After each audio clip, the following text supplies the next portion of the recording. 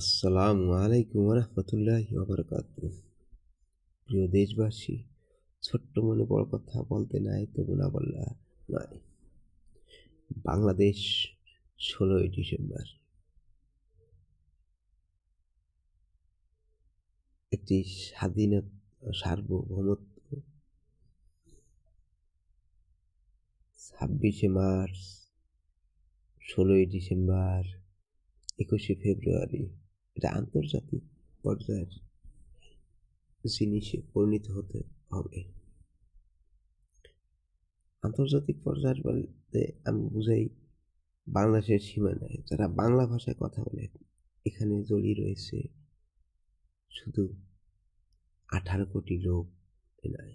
বাংলা ভাষা মানচিত্রে বিশ্বের যতগুলো মানুষ আছে তাদের সাথে রক্তের সম্পর্ক রয়েছে, তাদের সাথে রয়েছে ভাষার সম্পর্ক, তাদের সাথে রয়েছে আত্মার সম্পর্ক। এখন পৃথিবীর ভিতরে একটি মাত্র দেশ, লাল সবুজের পতাকার দেশ, সেটা হচ্ছে বাংলাদেশ। এখানে আমি আপনার সবার অধিকার সমান, লেভেল প্লেইং ফিল্ড। এখন কেউ যদি ওটাকে মুছে নতুন করে কিছু করতে চান, তা ১৮ কোটি লোক তাকে ক্ষমা করিবে না। ১৮ কোটি না, আরো মানুষ। বিশ্বের অন্যান্য দেশেও এই জিনিস পালিত হয়। মাতৃভাষা, আন্তর্জাতিক মাতৃভাষা, মানে অন্য পৃথিবীর কোথাও এই রক্ত দিতে হয়নি। সেখানেও কিন্তু যিনি লাল পতাকার সবুজ এনেছেন ওখানে উনিও নেতৃত্ব দিয়েছিলেন। মিথ্যা কথা জানি না। রুমিনী ফারহানার বাবাও ছিলেন, আরো অনেক নেতা ছিলেন, জানি না সঠিক কিনা। কথা হলো সর্বশেষ কথা বা সর্বোপরি কথা, দেশ নিয়ে আমি মত পার্থক্য থাকতে পারে, দেশ, দেশের স্বার্থ, দেশের জনগণের জন্য এক হতে হবে। মানুষ ভাই ভাই, ঠাই ঠাই এটা থাকবে। তার মানে এই নয় যে দেশের উপর আপনি অশ্লীল ভাষা ব্যবহার করবেন, আপনাকে ছেড়ে দেবে, তা কোনো দিন দেবে না। বিগত কোনো সরকার নির্বাচন দিয়ে সংসদে পাশ করে ছেড়ে দিতে হয়েছিল, আর আওয়ামী লীগের ফলাই যেতে হয়েছে। দুটি উদাহরণ, দুটি ইসের কথাই বললাম।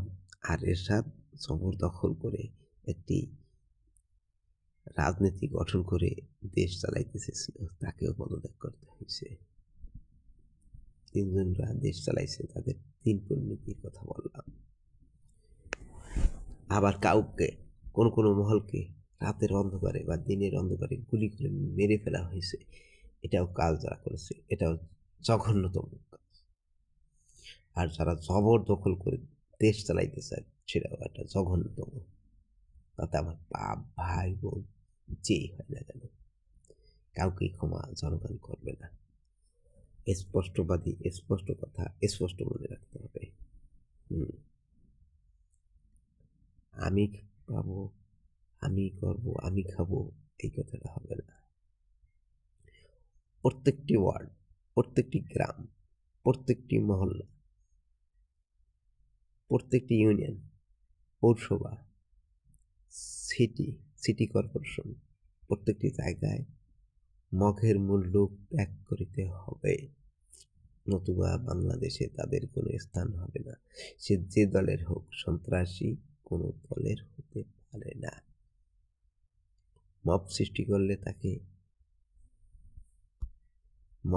করলে তাকে আইনের আওতায় আনিতে হবে এবং তার বিচার করতে হবে। আমি অমুক, আমি অমুক, এগুলো ওই বাংলার মাটিতে হবে না।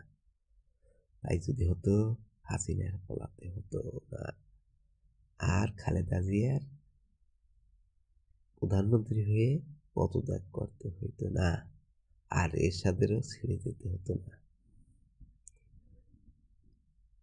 আমাদের দেশের নিয়ম নীতি, রাজনীতি, এটা যার যার ব্যাড নীতি, এটাকে রাজনীতি বলা হয় না। আমি মানুষ, আমারও ভুল হবে, আমাকেও ক্ষমা দৃষ্টিতে দেখতে হবে। সর্বপ্রতি সবাই এক হয়ে হাতের ৫ আঙ্গুল সমান কাঁধে কাঁধ মিলিয়ে কাজ করতে হবে। ৫টা হাত এক করলে কতটা শক্তি হয় ১০-এ? কয় ১০ মিলে করি কাজ হারি জিতে নাহিলে। ১০ মিলে করতে হবে। মত পার্থক্য থাকবে। তাই বলে আমার দেশের উপর কেউ হামলা করে তাও মেনে নেওয়া হবে না। বাংলাদেশ দীর্ঘজীবী হোক। পরবর্তীতে আবার দেখা হবে। খোদা হাফেজ।